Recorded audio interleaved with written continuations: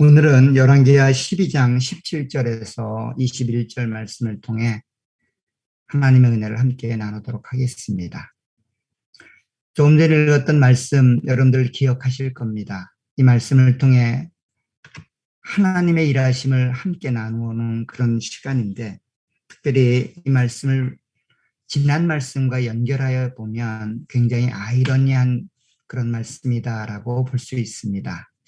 특별히 기적을 체험했던 요아스, 기적적으로 하나님의 은혜 가운데 생을 연명했고, 또 하나님의 은혜 안에서 왕위로 등극했고, 그렇게 하나님의 은혜 가운데 삶을 살아갔던가 하는 것을 우리는 지난 시간의 말씀을 통해 함께 나누었습니다. 근데 오늘 본문 말씀을 보면 굉장히 아이러니하게 이방의 공격을 받고, 또 그의 죽음조차도 굉장히 안타까운 불쌍한 죽음으로 이렇게 기록되고 있는 것들을 보게 되면 참으로 하나님 앞에 믿음을 갖고 살아가고 하나님의 은혜를 경험한 자들의 삶치고는 굉장히 이해할 수 없는 그런 아이러니한 삶이었다라고 볼 수 있을 겁니다. 왜 하나님은 이렇게 이해되지 않는, 납득되지 않는 그런 모습으로 한 왕의 이야기를 마무리 짓고 있을까요? 그 이야기에 대해서 함께 나누도록 하겠습니다. 어쩌면 이것은 요아스라고 하는 한 왕에 관한 이야기처럼 보여지지만 그 이야기는 사실 우리의 이야기다라고 볼 수 있습니다. 우리의 인생을 되돌아보고 또 앞으로 살아갈 인생들을 한번 계획해보고 생각해 본다면 참 이해되지 않는 방식과 또 이해되지 않는 삶의 내용으로 우리의 삶이 그렇게 살아왔고 또 앞으로도 살아갈 것처럼 느껴지기 때문입니다. 만약 내가 생각한 대로 그렇게 인생이 이루어졌고 또 내가 계획한 대로 그렇게 앞으로 인생이 이루어질 것이다 라고 확신한다면 아마도 우리는 불안해하거나 또 이 인생이 참으로 어렵다라고 생각하지 않을 겁니다. 근데 그럼에도 불구하고 우리의 인생은 참으로 힘들고 어렵습니다. 예측 불가능하고 또 내가 생각한 대로 그것이 선한 과정이든 아니면 악한 과정이든 어쨌든 예측할 수 없는 그런 삶의 반복을 감당하고 있다라고 하는 것들을 보게 된다면 굉장히 아이러니하면서 답답해하고 힘들다라고 하는 것들을 알게 됩니다. 오늘 본문 말씀을 통해서 하나님의 일하심의 방식이 왜 그러한지, 그러한 방식을 통해 우리는 무엇을 깨달아야 되고 하나님은 무엇을 말씀하고 계시는지를 한번 살펴보도록 하겠습니다. 오늘 본문 첫 부분에는 우리가 잘 아는 것처럼 아람 왕 하사엘이라는 그 아람 왕의 공격이 있었다라고 하는 내용으로 시작을 합니다. 사실 오늘 본문 17절을 보면 이렇게 되어 있습니다. 그때에 아람 왕 하사엘이 올라와서 가드를 쳐서 점령하고 예루살렘을 향하여 올라가고자 했다라고 기록합니다. 사실 아람 왕 하사엘이 남쪽 유다를 공격해 왔다라고 하는 것은 굉장한 의미 있는 내용입니다. 사실 남쪽 유다 왕국을 통해서 우리가 생각할 때에는 하사엘은 북쪽에서 내려오는 이방 아람 왕이었지만 사실 북쪽에서 남쪽까지 내려오려면 중요한 북왕국이었던 북이스라엘을 통과해야만 내려올 수 있는 겁니다. 사실 우리가 지난 시간에 살펴봤던 것처럼 예후라고 하는 그 인물이 하나님 안에서 하나님의 뜻을 좇아 아합 가문을 죽이고 그렇게 왕으로 등극하여 나라를 다스렸지만 그 나라 역시 하사엘의 공격을 받은 것을 알게 됩니다. 그 공격을 받은 이유는 여로보암의 길을 따라 그들의 신앙과 종교의 뿌리를 완전히 개혁하지 못한 결과였다라고 말씀을 나누었습니다. 그 결과로 하나님은 하나님의 수단이었던 아람 왕 하사엘을 그렇게 북이스라엘을 공격하는 형태로 하나님이 사용했다라고 말씀을 나누었습니다. 그런데 동일하게 오늘 남왕국도 그 하사엘의 공격을 받고 있다는 겁니다. 북이스라엘은 굉장한 심각한 상태에 이른 것으로 추측이 됩니다. 왜냐하면 만약에 북이스라엘이 견고하게 서 있었다면 아람 하사엘은 그렇게 쉽게 남쪽을 공격할 수 없는 그런 지리적인 환경이기 때문이지요. 그럼에도 불구하고 요단 동편의 모든 지역들을 빼앗겼기 때문에 아마도 쉽게 그렇게 남유다를 공격할 수 있는 그런 빌미가 제공된 것처럼 보여집니다. 그런데 문제는 지금 남유다를 공격하는 이 하사엘의 공격이 우리에게는 하나님이 하신 일처럼 보여지고 그렇게 고백되고 그렇게 믿고 있지만 왜 하사엘의 공격을 허락했는가라는 점입니다.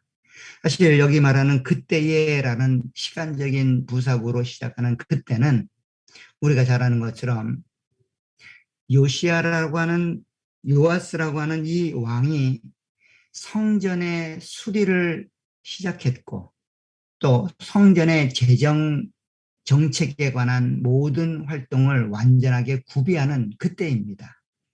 물론 시간은 늦었죠. 23년이라는 시간 동안 성전이 수리되지 않고 무너진 곳이 그대로 방치가 되는 그런 어려운 상황이었음에도 불구하고 하나님은 이 요아스라고 하는 왕에게 다시 한번 은혜를 베풀어서 그 성전에 무너진 곳을 수리하고 성전을 유지하고 성전을 담당해가는 재정정책에 대한 계획들을 다시금 새롭게 만드는 그런 개혁을 단행하는 그때입니다.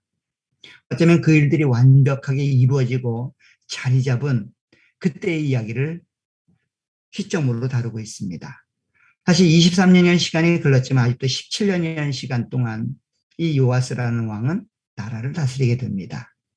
아마도 그 17년 어간 어디쯤에 이 이야기가 기록이 되고 있을 텐데 아마도 마무리 정도가 아닐까 생각되어집니다. 그렇다면 10여 년 넘게 나라를 견고하게 세우고 개혁으로 감당하며 하나님의 뜻 가운데 일들을 감당하고 있었던 그의 나라가 마치 북이스라엘과 동일한 형태의 놓여진 모습으로 하나님에 의해서 그렇게 심판을 받는 듯한 모습으로 그렇게 하사엘의 공격을 받고 있다는 겁니다. 굉장히 아이러니하지요. 더 나아가서 그렇게 하나님이 계신 성전을 수리하고 그 성전을 유지하고 그 성전을 지켜나가는 제사장들을 향한 그리고 그 성전을 유지해가는 재정적인 방편들을 마련했던 이 요아스 왕이 그 아람 왕 하사엘의 공격 앞에 보인 행동이 굉장히 아이러니하다는 겁니다. 18절에 보면 아람 왕 하사엘의 공격 앞에 요아스는 이렇게 반응합니다. 18절에 보면 유다 왕 요아스가 그의 조상들 유다 왕 여호사밧과 여호람과 아하시아가 구별하여 드린 모든 성물과 자기가 구별하여 드린 성물과 여호와의 성전 곡간과 왕궁에 있는 금을 다 가져다가 아람 왕 하사엘에게 보냈더니 하사엘이 예루살렘에서 떠나갔더라 라고 기록을 합니다. 이 이야기가 잘한 이야기처럼 기록한 것인지 아니면 잘못한 것처럼 기록한 것인지 본문이 평가가 없습니다.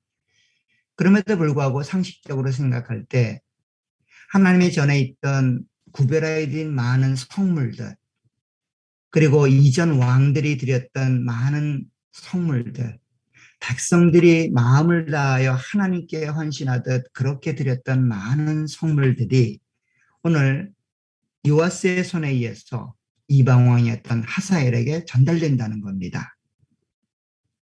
즉 자신을 공격하고 자신을 함락시키기 위해 오는 그 이방의 왕에게 이만한 금은보화를 드렸다라고 전달했다라고 하는 것은 그 전쟁을 이것으로 막겠다라는 속셈인 거죠. 나라를 구하기 위해 왕이 취했던 행동치고는 굉장히 괜찮은 모습처럼 보여지지만 하나님을 믿는 하나님의 백성, 특별히 하나님의 전에서 그 많은 금들을 빼내어 이방 왕에게 주었다라고 하는 그 내용들을 볼 때에는 납득이 가지 않는 부분입니다. 왜 그렇게 했을까? 23년간 방치된 그 성전을 수리하고 그 재정적인 체제를 완비했던 선한 왕인데 그가 왜 이런 방식으로 그의 말년의 삶을 감당했을까? 참으로 이해가 되지 않습니다. 더 나아가서 이해가 되지 않는 또 한 부분은 그의 죽음과 관련된 내용입니다. 어쨌든 이런 하사엘의 공격 앞에 자기가 가지고 있었던 많은 금은 보화를 드리고 또 이전에 백성과 왕들이 드렸던 그 성물들을 드림으로 전쟁을 잘 무마시키고 나라를 지키는 듯이 보였는데 그의 죽음이 굉장히 불쌍한 죽음으로 기록되고 있다는 겁니다. 오늘 20절에 보면 이렇게 되어 있습니다. 요아스의 신복들이 일어나 반역하여 실라로 내려가는 길가의 밀로궁에서 그를 죽였고 그를 쳐서 죽인 신복은 시므아스의 아들 요사갈과 소멜의 아들 여호사바드였더라. 이렇게 기록하고 있습니다. 사실 한 왕의 죽음이 편안한 죽음이 아닌 누군가의 공격에 의해서 죽게 된다고 하는 것은 큰 불행 중에 하나입니다. 더군다나 자기가 신뢰하고 믿는 신복의 아들들에 의해서 그렇게 죽음을 당했다고 하는 것, 그것은 쿠데타 이외에는 달리 설명이 되지 않는 그런 내용입니다. 그럼에도 불구하고 오늘 본문이 쿠데타를 전제로 이 신복들이 요아스를 죽인 것 같지는 않습니다. 사실 우리가 이전에 읽었던 예후의 예를 들어보아도 예후의 죽음과 예후의 아합을 재단하기 위해서 제거하기 위해서 그렇게 일어났던 모습과 굉장히 방불한 모습처럼 보여지지만 예후는 하나님의 명령에 의해서 그 일들을 감당했고 결국 왕위를 이어가는 쿠데타 형태로 일어났지만 오늘 요아스를 죽였던 이 신복들은 더 이상 왕위를 계승하기 위함이 아니었다라고 하는 것들이 우리 가운데 보여주는 현실이죠. 그렇다면 이것 역시 하나님에 의해서 그렇게 일어난 일들일 텐데 어쩌면 한편으로 이해 내려가다 보면 이것은 이해되지 않는 방식으로 아람왕 하사엘의 공격을 막으려 했던 요아스를 하나님이 심판하는 방식이 아니었을까라는 생각을 해보게 됩니다. 사람들을 통해 그렇게 하나님의 뜻을 전달했던 남유다 왕국의 역사를 보게 되면 아마도 이것은 하나님의 선한 뜻들이 개입된 내용들이었을 것이다. 더군다나 성전에 성별된 금은 보화를 가지고 하나님을 대적하고 하나님의 뜻 가운데 공격해왔던 그 하사엘의 공격을 막으려 했던 요아스의 인간적인 마음을 하나님이 심판하는 내용이 아니었을까라고 생각됩니다. 우리가 잘 아는 것처럼 하사엘이라는 인물은 하나님에 의해서 세워진 하나님의 도구입니다. 특별히 시내산까지 도망하여 자기의 생명을 앗아갈 것을 그렇게 다짐하며 고백했던 엘리야를 통해 하나님이 세 가지 일들을 허락해 주는데 그 세 가지 일 가운데 하나가 아람 왕을 하사엘로 세우는 겁니다. 그리고 그 하사엘을 통하여 하나님의 백성들을 하나님이 치실 것이다. 즉 하나님의 뜻 가운데 행하지 않는 이스라엘 백성들을 하나님이 심판하실 것이다라고 하는 그 심판의 도구로 하사엘을 사용할 것을 이미 말씀해 주었고 그것이 엘리야의 제자였던 엘리사를 통해 그렇게 세워지고 예후와 오늘 요아스라고 하는 이 왕들을 하나님이 심판하는 심판의 도구로 사용하고 있다는 겁니다. 그럴 때 요아스가 보여야 되는 행위는 사실 성전에 있는 많은 금은보화를 가지고 회유하고 그를 돌려보내기보다는 좀 더 철저히 하나님을 의지하고 신뢰하는 모습으로 나갔어야 할 것입니다. 그럼에도 불구하고 그러지 못했고 더 나아가서는 예후와는 다르지만 산당에서 제사하는 그 산당을 제거하지 못했던 그 한 가지 실수 때문에 그렇게 하나님의 심판이 있었을 것이고 더 나아가서는 여호야다라고 하는 제사장의 충고와 가르침을 받았을 때에는 그 하나님의 은혜와 사랑 가운데 머물러 있었지만 제사장 여호다가 죽고 난 후에는 하나님의 말씀과 교훈 앞에 조금 소홀했던 그런 인생이었지 않았을까. 그로 인해 오늘 하나님이 신복들의 손을 통해 그의 삶을 다시 한번 심판하고 그렇게 우리 가운데 소개되고 있는 내용처럼 보여집니다. 그럼에도 불구하고 이 요아스라고 하는 인물이 악한 왕이었느냐? 그러지는 않다는 겁니다. 우리는 이미 요아스가 왕위로 등극할 때 그를 향한 하나님의 평가가 어땠는지를 알고 있습니다. 자, 12장 2절에 가보시면 요아스 왕에 대한 평가가 이렇습니다. 12장 2절에 가면 요아스는 제사장 여호야다가 그를 교훈하는 모든 날 동안에는 여호와 보시기에 정직히 행하였다라고 말합니다. 즉 하나님 보시기에 선한 왕이었다는 겁니다. 물론 시간을 기준으로 여호야다가 살아있을 때와 죽고 난 이유가 조금은 달랐지만 어쨌든 하나님 평가는 선한 왕이었다는 겁니다. 더 나아가서 이 요아스의 왕에 대한 평가는 그의 죽음을 장사하는 모습 가운데 다시 한번 등장을 합니다. 오늘 21절에 보면 중반절에 그렇게 신복들의 아들에 의해서 죽음을 당했지만 그는 장례가 이렇게 치루어집니다. 그는 다윗성에 그의 조상들과 함께 장사되고 그의 아들 아마샤가 그를 대신하여 왕이 되었다라고 말합니다.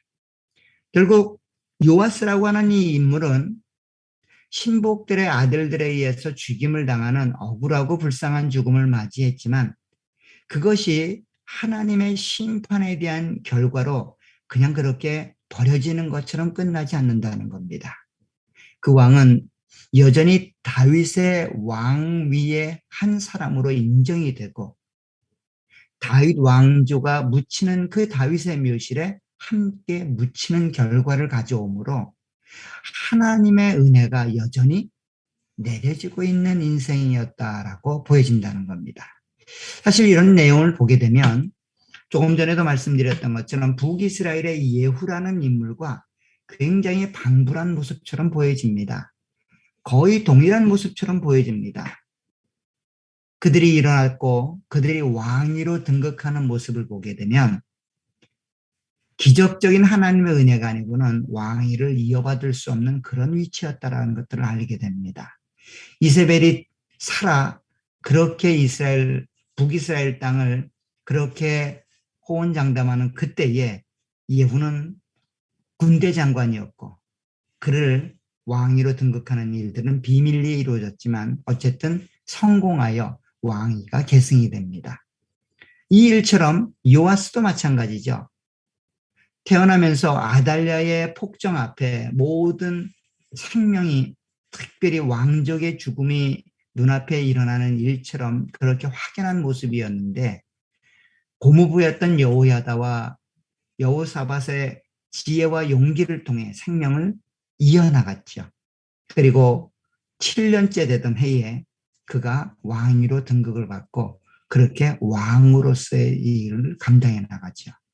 그렇게 기적처럼 왕위에 이어받았던 이들은 다 종교개혁을 단행합니다.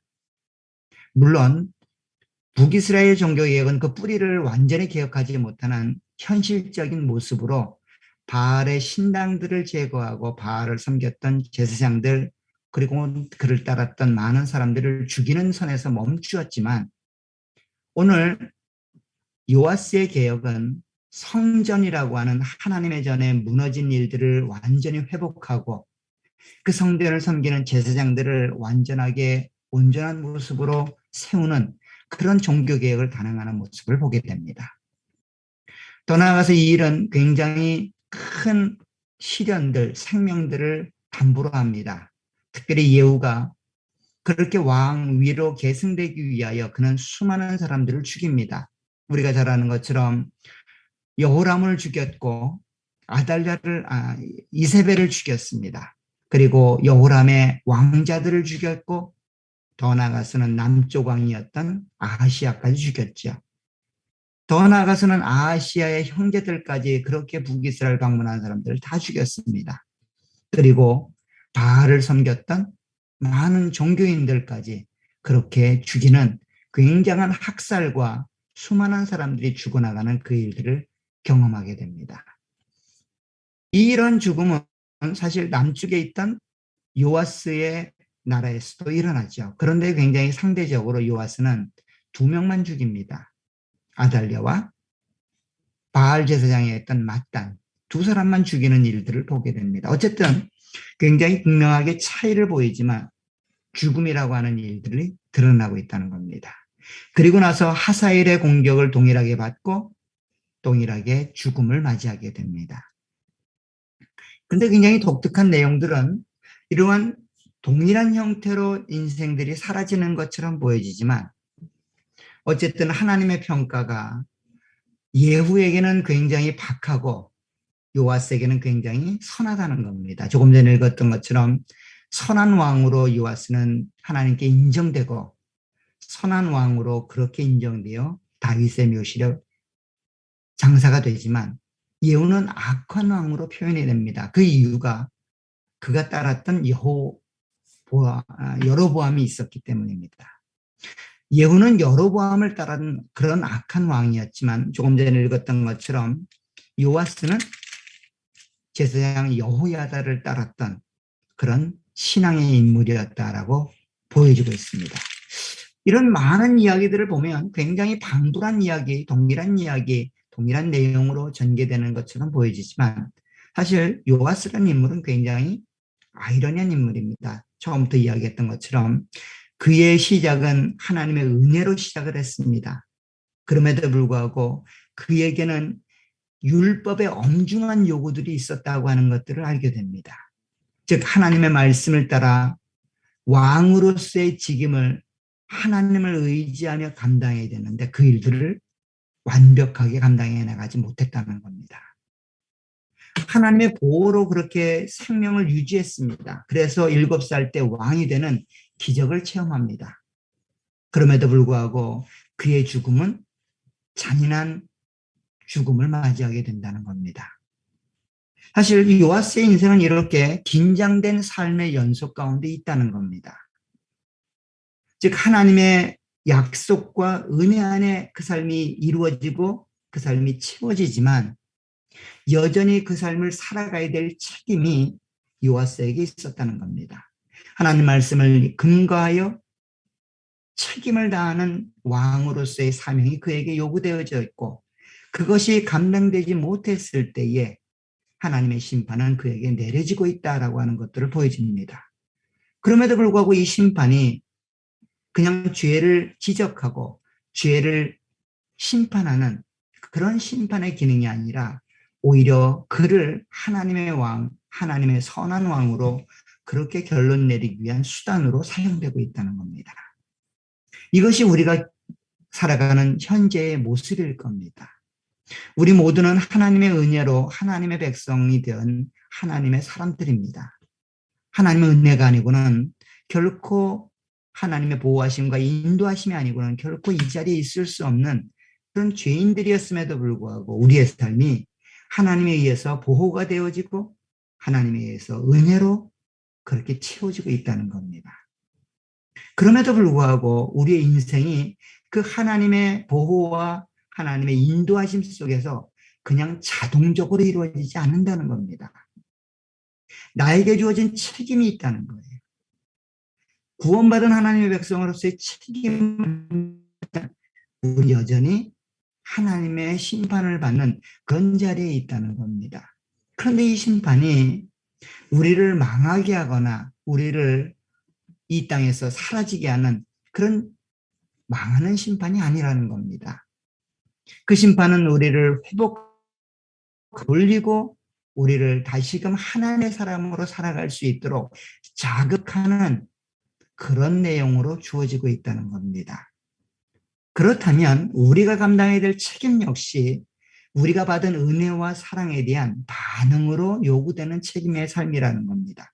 내가 선하게 살았기 때문에 구원이 주어진다거나 내가 정직하게 살았기 때문에 하나님의 은혜가 내려진다거나 혹은 그러지 못하기 때문에 내 인생이 망하게 될 것이라든가 하나님의 뜻 가운데 살지 못했기 때문에 내 인생이 완전히 멸망으로 끝나게 될 것이라는 그런 두려움과 공포가 있어서는 안 돼야 된다는 겁니다. 하나님의 일하심은 우리 가운데 분명하고 확실하게 그렇게 시작되어 우리가 지금 이 자리에 있습니다. 그럼에도 불구하고 우리의 삶이 긴장처럼 그렇게 주어지는 것은 좀 더 우리가 무엇을 의지하고 어떤 내용으로 이 땅을 살아야 되는지를 우리 가운데 가르치기 위함입니다. 즉 우리를 긴장시키는 이유는 우리를 버리기 위함이 아니라 우리를 더 견고하게 하나님의 사람으로 만들기 위함입니다. 하나님의 백성으로 더 건강하게 우리의 삶을 유지시키기 위하여 하나님이 때로는 이런 긴장을 허락하신다는 겁니다.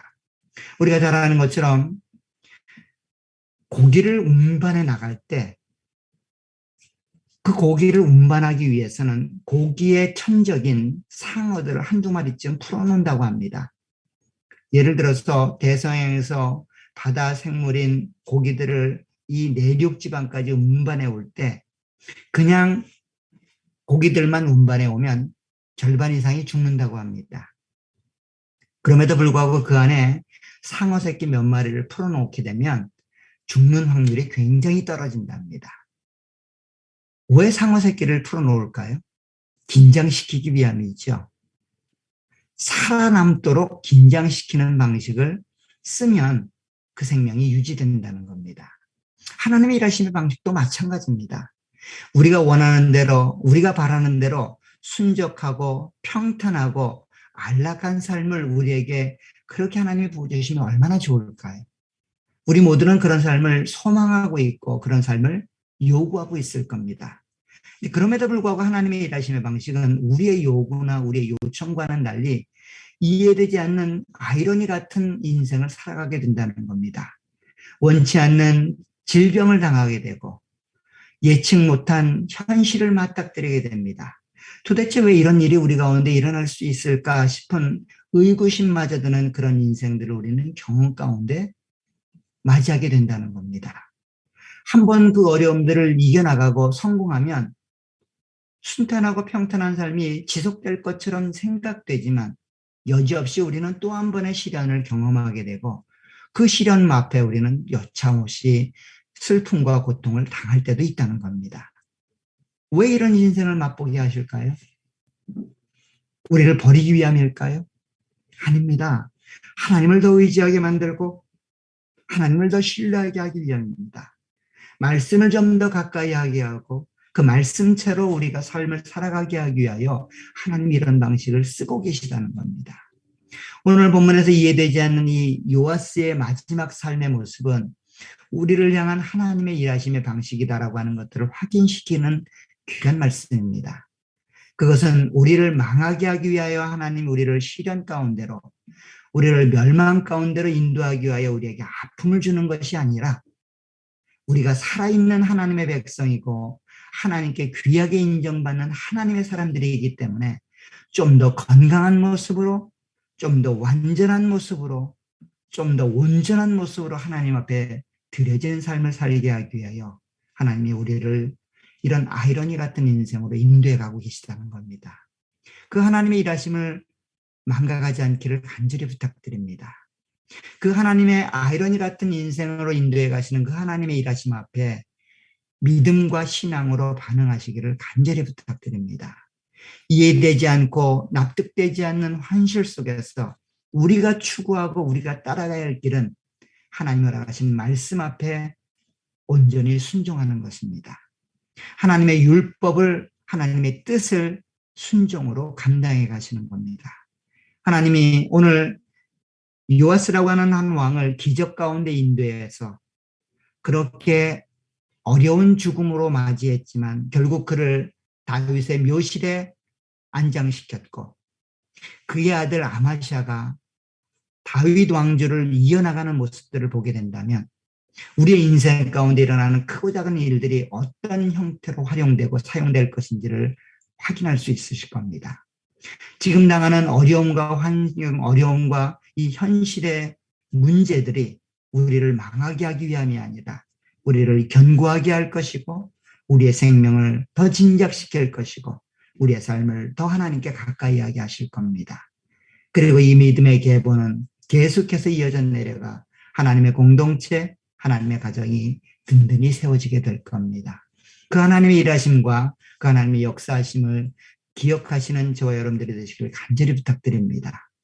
아무리 절벽 같고 아무리 절망 같은 현실이 우리 가운데 다가온다 할지라도 낙심하지 마시기를 부탁드립니다. 절망하지 않기를 부탁드립니다. 조금 더 하나님께 가까이 가시고 조금 더 하나님의 말씀을 의지하시고 조금 더 하나님의 말씀에 근거하여 우리에게 허락된 이 믿음의 인생들을 감당해 가시는 저와 여러분들이 되시길 간절히 부탁드립니다. 우리 가정이 그리고 우리의 교회가 그와 같은 모습으로 세워지기를 간절히 축원합니다. 기도하도록 하겠습니다. 하나님 아버지 은혜와 복을 감사합니다. 이해되지 않는 요아스 왕의 죽음과 결말을 보게 됩니다. 이것이 그 왕의 심판으로 끝나는 것이 아니고 그 왕을 멸망으로 내세우는 마지막 심판이 아니다라고 하는 것들을 알게 하시니 감사합니다. 이것이 하나님의 사람들을 인도해가는 하나님의 일하심의 방식이고 오늘 우리에게 역사되는 하나님의 일하심의 방식임을 깨닫게 해주시니 감사합니다. 이제 그 하나님 앞에 순종하는 모습으로 하나님을 더욱 의지하는 모습으로 그렇게 나아가는 저희들이 될 수 있도록 도와주옵소서. 눈앞에 보이는 현실이 우리의 믿음을 장악하지 않도록 눈앞에 보이지 않는 그 하나님이 우리의 삶의 주인이 되고 우리의 믿음의 삶의 근거가 되고 있음을 우리로 깨달을 수 있도록 은혜와 복으로 함께해 주옵소서. 그리하여 현실 가운데 절망할 수 있는 환경 속에서도 하나님을 의지하고 신뢰하는 믿음이 우리 가운데 있기를 소원합니다. 우리 모두에게 그 하나님을 바라볼 수 있게 하시고 그 하나님을 바라볼 수 있는 말씀을 통하여 더욱 확실한 믿음 가운데 서는 귀한 하나님의 백성들이 될 수 있기를 소원합니다. 우리들의 가정들을 그와 같은 모습으로 만들어 주시고 자녀들을 믿음 가운데 세워주시며 교회 공동체를 든든하게 세워주시길 원합니다. 다시 한번 우리에게 허락된 이 믿음의 길들을 믿음으로 감당하길 소원합니다. 우리 모두에게 은혜로 역사해 주시고 말씀으로 역사해 주시며 결단으로 역사해 주셔서 우리 가운데 소원하는 모든 일들이 하나님 말씀에 근거하여 은혜 가운데 이루어지는 복된 삶이 되어지게 인도해 주시길 원합니다. 하나님께서 모든 일을 간섭하여 주시고 역사해 주셔서 어떤 상황과 환경에서도 절망하거나 낙망하기보다는 하나님을 바라보며 하나님을 의지해가는 복된 인생이 될 수 있도록 역사해 주옵소서. 예수님의 이름으로 기도합니다. 아멘.